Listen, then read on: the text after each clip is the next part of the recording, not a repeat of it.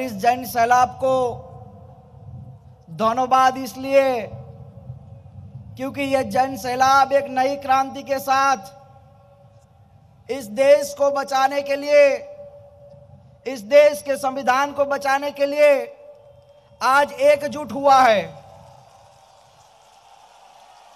आपकी धरती से सुभाष बाबू का नारा था, तुम मुझे खून दो मैं तुम्हें आजादी दूंगा। आज इस जन सैलाब से मुझे लगता है कि सुभाष बाबू लड़े थे गोरों से, हम सबको साथ मिलकर लड़ना है चोरों से। तब जाके मुझे लगता है इस देश को हम बचा पाएंगे। दीदी, हम आपका धन्यवाद अदा करते हैं कि आने वाली पीढ़ी के लिए, इस देश के संविधान के लिए आपने जो ये जन सैलाब बुलाया है, मैं दावे के साथ कह सकता हूं कि यह जन सैलाब एक ऐसी क्रांति लेकर आएगा कि इस देश में बैठी बुरी ताकतें, इस देश में बैठे गुंडे लोगों को भगाने में ये सब लोग एकजुट होकर लड़ने के लिए तैयार है। ये आवाज ऐसी आ रही है जैसे किसी समंदर में लहर आ रही हो।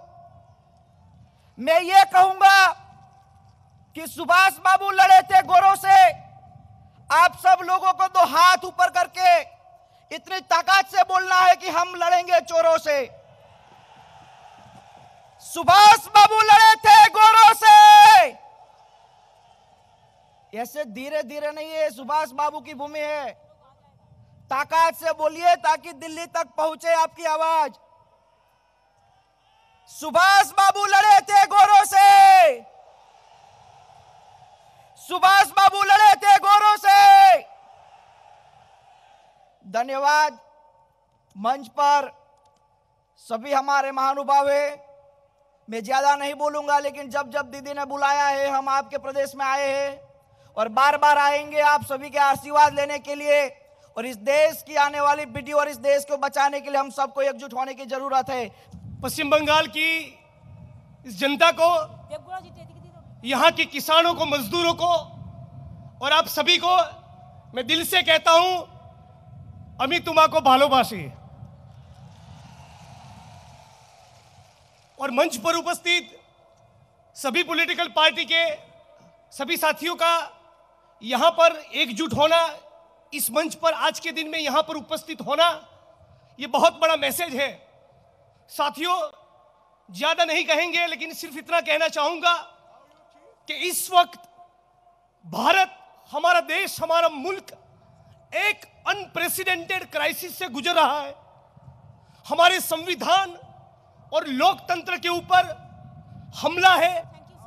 पिछले 4.5 सालों के दौरान हम लोगों ने देखा कि जिस प्रकार से किसान, मजदूर, दलित, आदिवासी, माइनॉरिटीज, मिडिल क्लास, सारे समुदाय के लोगों का जो एक्सप्लॉयटेशन हुआ है, जिस प्रकार से हमारे संविधान की वैल्यूज को खत्म करने की कोशिश की गई है, जिस प्रकार से एपेक्स कोर्ट के जजेस को सड़कों पर उतरकर प्रेस कॉन्फ्रेंसेस कर कोई ये कहना पड़े कि destruction of democracy is at work, ये दिखाता है कि बहुत ही खतरनाक सिचुएशन से, क्राइसिस से हम लोग गुजर रहे हैं। और इस परिस्थिति में सारे लड़ने वाले लोग, सारे आंदोलनकारी, सारे पॉलिटिकल पार्टीज के लोगों का एक मंच पर आना और 2019 के चुनाव में आरएसएस और भाजपा को बेदखल करना, यह बहुत ही वाइटल टास्क है। ममता दीदी ने इस टास्क को उठाया है, इसलिए उनको दोबारा शुक्रिया अदा।